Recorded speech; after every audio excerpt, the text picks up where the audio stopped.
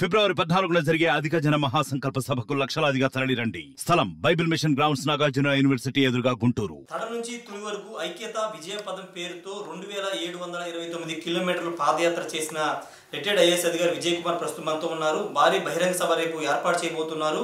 పాదయాత్ర ద్వారా అనేక సమస్యలు, పేద వర్గాలు ఎదుర్కొన్న అనేక సమస్యలు ఆయన పరిశీలించారు. రేపు దానికి సంబంధించి ఒక కీలక ప్రకటన కూడా చేయబోతున్నట్టు తెలుస్తుంది. ప్రస్తుతం విజయ్ కుమార్ మనతో మాట్లాడతారు. సార్, మీరు 2729 కిలోమీటర్లు పాదయాత్ర చేశారు. అనేక సమస్యలు ప్రజలను తెలుసుకున్నారు. రేపు బహిరంగ సభ ఏర్పాటు చేయబోతున్నారు. ఎలాంటి ప్రకటన ఉండబోతుంది? మేము ఈ యాత్ర జూలై 23న ప్రారంభం చేసి 142 రోజులు నడవడం, మీరు అన్నట్లు 2029 కిలోమీటర్లు. ఈ ప్రాసెస్లో 1250 ప్రాంతాలలో లక్షలాది మంది జనాన్ని కలుసుకున్నాము. ఆ కలుసుకునేటువంటి పరిస్థితిలో పేదల ఇళ్లలోకి వెళ్ళడము, వారు నివసిస్తున్నటువంటి విధానాన్ని, వారు ఎదుర్కొనేటువంటి సమస్యలను చూడటం, ఇదంతా కూడా జరిగింది. ఈ ప్రాసెస్లో అధిక జనులుగా ఉన్నటువంటి ఎస్సీ, ఎస్టీ, ఓబీసీ, మైనారిటీ, ఓసీల్లోని పేదలందరినీ కూడా మన సమస్యల పరిష్కారం కోసం, మనం కోల్పోయిన అవకాశాల కోసం సమిష్టిగా పోరాడాల్సిన అవసరం ఉంది. అందుకోసం ఒక స్వతంత్ర వేదికను మనం ఏర్పాటు చేసుకున్నాం. ఆ పిలుపుకి మీరు స్పందించి రావాలి అని గ్రామాన నడిచి వెళ్ళినప్పుడు చెప్పినటువంటి మాటలు. అందులో భాగంగా రేపు సాయంత్రం 4 గంటలకి 14వ తేదీ నాగార్జున యూనివర్సిటీ ఎదురుగా ఉన్నటువంటి బైబిల్ మిషన్ ప్రాంగణంలో ఈ అధిక జన మహాసంకల్ప సభను ఏర్పాటు చేసుకోవడం జరిగింది. ఈ సభలో పేద ప్రజల యొక్క ఆకాంక్షలు ఏ విధంగా ఉన్నాయి, వారు ఏం కోరుకున్నారు, వాటన్నిటినీ సాధించే దిశగా మనం ఎలా ముందుకు అడుగులు వేయాలి అన్న విషయాలపై ఒక కార్యాచరణ, ఒక ముందడుగు అనేది ఉంటుంది. అంటే కొత్త పార్టీ ఏమైనా ప్రకటించబోతున్నారా? మీరు ఆల్రెడీ పార్టీ ప్రకటిస్తారని ఒక ప్రచారం రాజకీయ వర్గాలు జరుగుతున్న నేపథ్యంలో రేపు పార్టీ అనౌన్స్మెంట్ ఏమైనా ఉండే అవకాశం ఉందా? అంటే ఆ రకమైన సూచనలు అయితే పేద ప్రజల నుంచి వచ్చాయి. ఎందువల్లంటే చట్టసభలో పేదల గొంతు వినిపించాలి, వారి తరఫున ప్రశ్నించాలి, వారి కోసం నినదించి మాట్లాడాలి. అందుకు అదొక మంచి వేదికగా మనం ఉపయోగించుకోవాలనేటువంటి సూచన అయితే వచ్చింది. దాన్ని దృష్టిలో పెట్టుకుని ఒక స్వేచ్ఛ, స్వతంత్రం కలిగినటువంటి విధానంలో ఈ పేదల తరపున నిలబడి మాట్లాడటానికి, ఈరోజు పేదరికంలో వీరందరూ ఉండటానికి ప్రధాన కారణం ఈ ఆధిపత్య వర్గాలు కానీ, పెత్తందారులు కానీ వారిని ఎదగనీయకుండా, ఉన్న చోట నుంచి ముందుకు సాగనీయకుండా ఉన్న పరిస్థితిలో ఒక స్వతంత్రత కలిగిన విధానంలో వెళితేనే ఈ పేదల తరపున మాట్లాడగలుగుతాము. అందుకోసం అధిక జనుల ఆకాంక్షల మేరకు ఏ విధంగా ముందుకు వెళ్ళాలనేది రేపు ఒక కీలకమైన నిర్ణయం తీసుకునే అవకాశం అయితే ఉంది. సరే, అంటే ఒకవేళ మీరు పార్టీ అనౌన్స్ చేస్తే కనుక ప్రత్యేకత ఏమిటంటే, ఇప్పుడు చాలా ప్రాంతీయ పార్టీలు ఉన్నాయి, చాలా పార్టీలు వస్తూ ఉన్న నేపథ్యంలో ఇలాంటి సిచ్యువేషన్లో ఒకవేళ మీరు పార్టీ అనౌన్స్ చేయాలనుకుంటే కనుక మీ వైపు, మీ పార్టీ వైపు ఎందుకు మొగ్గు చూపాలి అనే మాటకు మీరేం సమాధానం చెప్తారు? అంటే అలాంటి నిర్ణయం తీసుకుంటే తప్పకుండా ఈ అధిక జనులుగా ఉన్న SC, ST, OBC, minority, OC పేదలు ఈ వైపు చూసి చూడాల్సిన అవసరం ఉంటుంది. ఎందుకోసం అంటే ఇన్నాళ్ళు ఉన్నటువంటి వ్యవస్థలో ఆధిపత్య వర్గాలే పాలనను కొనసాగిస్తూ ఉన్నాయి. 76 సంవత్సరాలు స్వాతంత్ర భారతదేశంలో ఎన్నో అవకాశాలు, లక్షల కోట్ల నిధులతో వచ్చిన బడ్జెట్స్ ఈరోజు ఎక్కడ చూసినా కూడా దుర్భరమైనటువంటి పేదరికం విలయతాండవం చేస్తూ ఉంది. మరి ఒక నిర్దిష్టమైనటువంటి ప్రణాళికతో పటిష్టమైన చర్యలు తీసుకోలేదు కాబట్టే ఈ పేదరికం అనేటువంటిది కొనసాగుతున్నది. ఈ పేదరికం కొనసాగాలి అన్నదే ఈ ఆధిపత్య వర్గాల యొక్క ఆలోచన. అది ఒక రకమైనటువంటి కుట్ర. అందువల్లే వారికి ఏదో చిన్న చిన్న అవకాశాలు ఇస్తున్నారు, తాత్కాలికంగా ఉపశమనం కలిగించడానికి ప్రయత్నం చేస్తున్నారు. ఆ ఉపశమనం ద్వారా ఎంతో చేశాము అని చెప్పడానికి ఒక ప్రయత్నం చేస్తున్నారు. కానీ ఎక్కడ ఉన్నవారు అక్కడే ఉన్నారు. ఒక ఇంచు కూడా ముందుకు కదిలినటువంటి పరిస్థితి లేదు.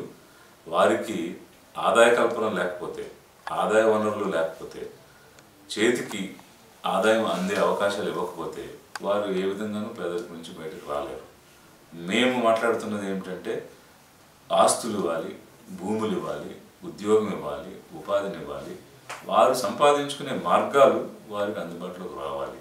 సంపద రావాలి, వనరులు రావాలి. ఇవి లేకుండా వారు పేదరికం నుంచి బయటకు రాలేరు. కాబట్టి ఆ సిద్ధాంతపరంగా మేము పనిచేస్తున్నాం. కాబట్టి నిజంగా విముక్తి కలగాలి, మనం ఈ స్థితిలో నుంచి మారాలి అనుకునే పేదలు తప్పకుండా, పేదరికం అనుభవిస్తున్నవారు తప్పకుండా ఈ వేదికకు రావడం, ఈ వేదికలో భాగస్వాములు అవ్వడం, ఒక సమిష్టి తత్వంతో సంఘటితంగా ముందుకు వెళ్ళడం, తద్వారా విజయం సాధించడం అన్నది మా ఆలోచన. కాబట్టి ఈ సిద్ధాంతానికి తప్పకుండా పేద ప్రజలు ముందుకు వస్తారని మేము భావిస్తూ ఉన్నాము. అంటే పేదరిక నిర్మూలన అనేది కాన్సెప్ట్తోనే ముఖ్యమంత్రి జగన్మోహన్ రెడ్డి ఇప్పుడు సంక్షేమ పథకాలు అందిస్తున్నామని చెప్తున్నారు. స్వాతంత్రం వచ్చిన తర్వాత ఏ రాష్ట్రంలో చేయనటువంటి సంక్షేమాలు అంటే ఎస్సీ ఎస్టీ బీసీ మైనార్టీలకు సంక్షేమ విషయంలో కానీ రాజకీయంగా కానీ అనేక పదవులు ఇచ్చామని చెప్తున్నారు. మరి ఏ ముఖ్యమంత్రి చేయలేదని చెప్తున్నారు. ఇప్పుడు పేదరిక నిర్మూలన మీరు కూడా అంటూ ఉన్నారు. ఆల్రెడీ మేము పేదరిక నిర్మూలన చేస్తున్నామని మరోసారి అవకాశం ఇవ్వమని ముఖ్యమంత్రి అడుగుతున్న నేపథ్యంలో మీరు కొత్తగా ఏం చేయాలనుకుంటున్నారు? ఇప్పుడు అసలు పేదరికం నుండి విముక్తి చెందడానికి కావలసిన మార్గాలు అయితే ఏమీ చేయలేదు.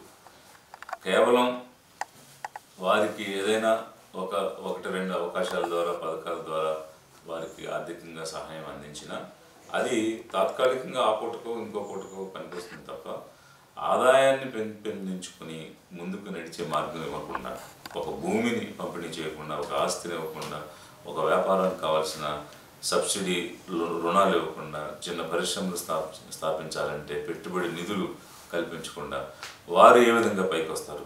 కాబట్టి ఎవరికి తోచిన రీతిలో వారు మాట్లాడవచ్చు. దాని గురించి నేను ఏ రకమైనటువంటి ప్రస్తావన చేయను. కానీ బట్ పేదలుగా ఏం కోరుకుంటున్నారు, వారికి ఏమి ఇవ్వాలన్న విషయంలో అత్యధిక జనులుగా ఉన్న వారికి కావలసినటువంటి ఆదాయ మార్గాలు ఇవ్వాలి. అవైతే ఎక్కడ కూడా జరగలేదు, చేయలేదు కాబట్టే 70% పైన పేదలుగా ఈరోజు జీవిస్తున్నారు. కనీసం నివసించడానికి ఇల్లు లేదు. ఒక్కొక్క గదిలో 2, 3, 4, 5 కాపురాలు కూడా చేసిన గ్రామాలు నేను చూశాను. ఆ ఇళ్లలోకి వెళ్ళి చూశాను. అందరూ తల్లులు పిల్లలు అందరూ ఒకే చోట పడుకుని ఒకే చోట వండుకుని తినేటువంటి పరిస్థితి ఉంది. కాబట్టి ఖచ్చితంగా వీరికి మన బడ్జెట్లో ఉన్న నిధులు వెచ్చించాలి, వారి కోసం ఖర్చు చేయాలి, వారి ఉన్నతి కోసం ఆ నిధుల్ని కేటాయించి జరగాల్సిన అవసరం ఉంది. అందుకోసమే మేము ఈ ప్రయత్నం చేస్తున్నాం.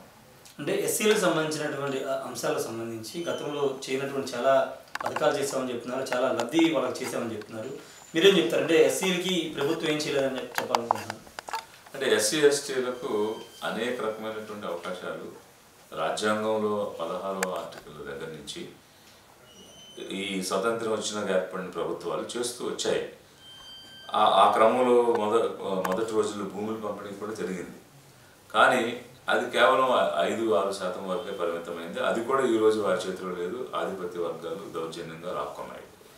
అలా ఒక పటిష్టమైనటువంటి చర్యలు జరగాలి. ఈరోజు ఉన్న కార్యక్రమాలు కూడా పోయినాయి అనేటువంటిది మేము యాత్రలో వెళ్ళినప్పుడు ప్రతి ఊరి నుంచి కూడా మాకు విద్యకు సంబంధించినవి తీసేశారు, బెస్ట్ బాయ్ స్కూల్ సంబంధించినవి తీసేశారు, వచ్చే స్కాలర్షిప్స్ ఆగిపోయినాయి, విదేశీ విద్య ఆగిపోయింది.